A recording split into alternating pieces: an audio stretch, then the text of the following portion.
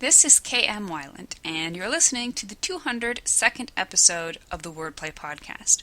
It's that time of the year when I get to throw open my windows and pretend I'm actually writing outside instead of in. A few years ago, I bought my first laptop, ostensibly so I could take my writing outside if I needed to, but somehow I just never bother.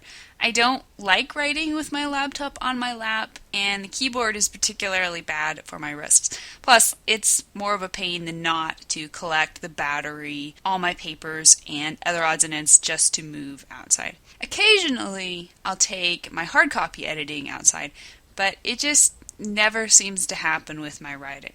So, I just enjoy the open windows for as long as I can before it gets too hot. The secret ingredient of Can't Look Away fictional relationships. The latest post in the video series on my blog talks about the kiss of death in TV relationships and how it applies to your fiction. To watch it, visit my website at www.helpingwritersbecomeauthors.com. New videos are posted every Wednesday. And now, I hope you enjoyed this week's podcast. How I Self-Edit My Novels. 15 Steps from First Draft to Publication. E.B. White declared, "The best writing is rewriting." In other words, the best writing is editing. We find all kinds of info on how to write, but editing can be a little more slippery. Basically, this is because good editing skills are no different from good writing skills. If you know how to write a good plot, you'll know how to edit one. If you know how to edit a great beginning, you'll know how to write one. The story craft is no different in writing than it is in editing. And yet we all know the analytic editing process is totally different from the creative writing process. When I ran a poll a few months back asking what subjects word players would like me to write about, one of your most frequent requests was for more info on how I edit my novels. Today I'd like to share my top to bottom editing process, from first draft to publication. Step number 1, the outline. Okay, I admit, at first glance, that probably makes no sense, but outlining is a crucial part of my editing approach. Why? Because if I put the time in up front to get my story right from the very beginning, I save myself a ton of editing effort later on. One of my most intensive editing excursions was on the only story I failed to outline at the outset. Step number 2, the daily edit. Before I dive into my daily writing sessions, I always take the time to run through a little warm-up. This warm-up consists of reviewing research notes, reviewing character sketches, and editing what I wrote the day before. Usually, this will be a section of about 1,500 words, which will take me about 20 minutes to run through. I'll fix any problems that jump out at me, but for the most part, I'm focusing on correcting typos, cleaning up prose, and fact-checking. If I know something I wrote the previous day created an inconsistency within the earlier story, I also take this opportunity to go back and correct it. I can't stress enough the importance of not over-censoring yourself during the first draft. But at the same time, the tighter you keep this draft, the less editing you'll have to do later on. Don't sweat the small stuff, but try to keep on top of inconsistencies before they get out of hand later on. Step number 3, the 50-page edit. One of my favorite editing tricks is what I call the 50-page edit. James Scott Bell calls it the 20,000-word step back. The number is just a rough estimate. What I'm really doing is stopping every quarter of the book, after every major plot point, and going back to edit the whole thing. Sometimes I'll print it out, sometimes I'll just read it on the computer. As I read through the manuscript, I'll stop and correct anything that jumps out at me, mostly just rough prose. But the true reason for this edit is to halt my mad dash to the end, regroup, and regain a focus on the story's big picture. Over the many weeks, or even months, it takes me to write 50 pages, I can get so caught up in my story's minutiae that I lose sight of how the whole thing is hanging together. Or, worse, I forget about little details or even whole scenes that went before. Stopping every quarter of the book not only allows me to stay on top of my story, it also makes the first big edit at the end of the book that much easier. Step number 4, the final 3 edits. Once I've finished the first draft, I immediately print it off and start editing. I do this 3 times in a row. At this point, thanks to my outline and my earlier partial edits, my story should be pretty much how I originally envisioned it. It doesn't always work out that way, of course, so I am open to making any large changes necessary at this point. A recent work in progress required I rewrite the ending 6 times. The real point of these final edits is to first gain an overall view of how the story turned out, and second, to clean it up for critique partners. If I feel the manuscript is particularly sloppy in the typo department, I may use my third edit to have my computer or Kindle read aloud to me while I read along. This is, bar none, the best way I know to catch typos. Step number 5. The beta readers, round 1.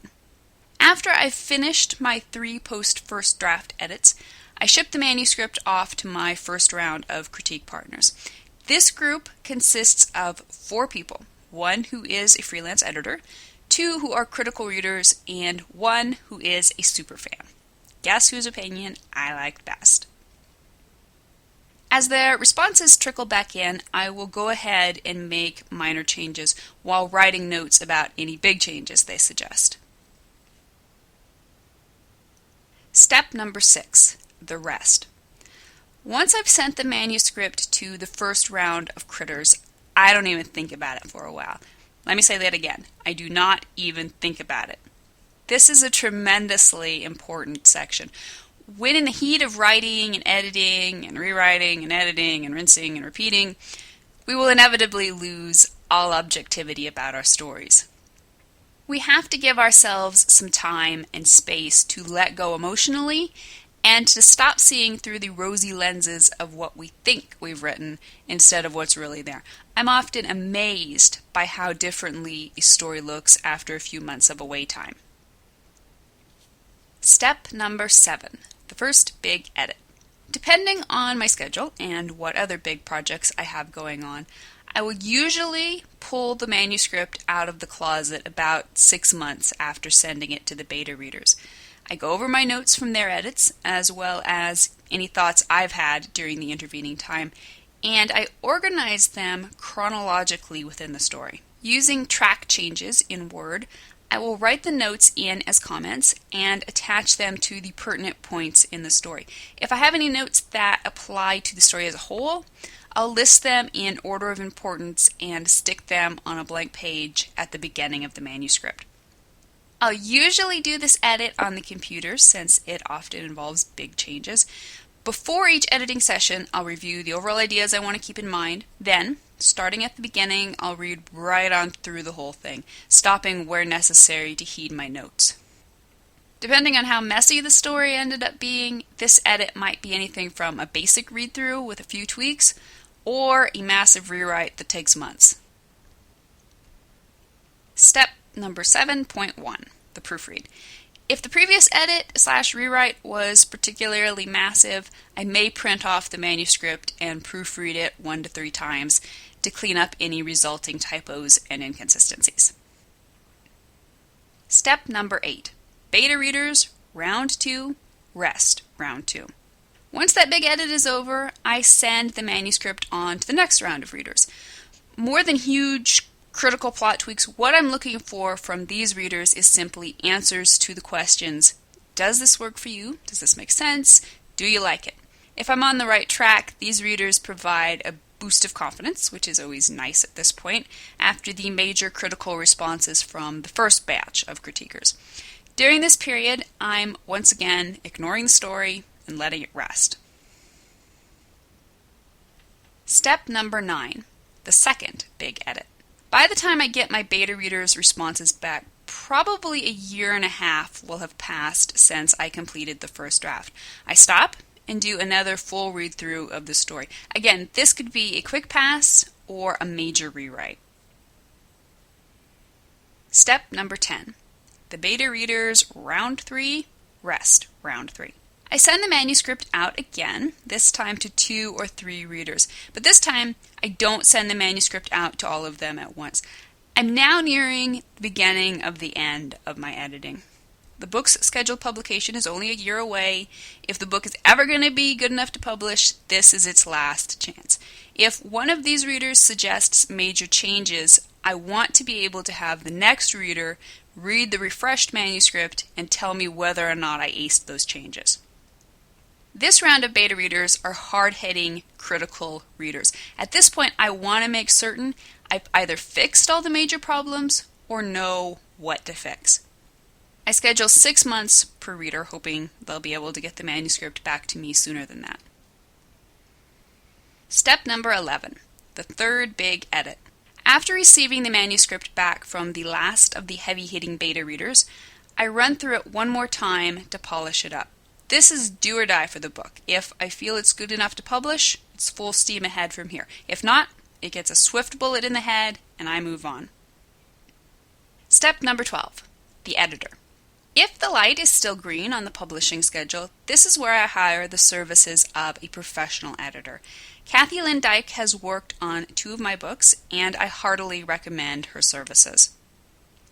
Step number 13, the fourth big edit. Once I receive Kat's critiques, I do one more pass. This is the last of what I consider the big edits. By this point, I'm probably only 6 months away from the scheduled pub date.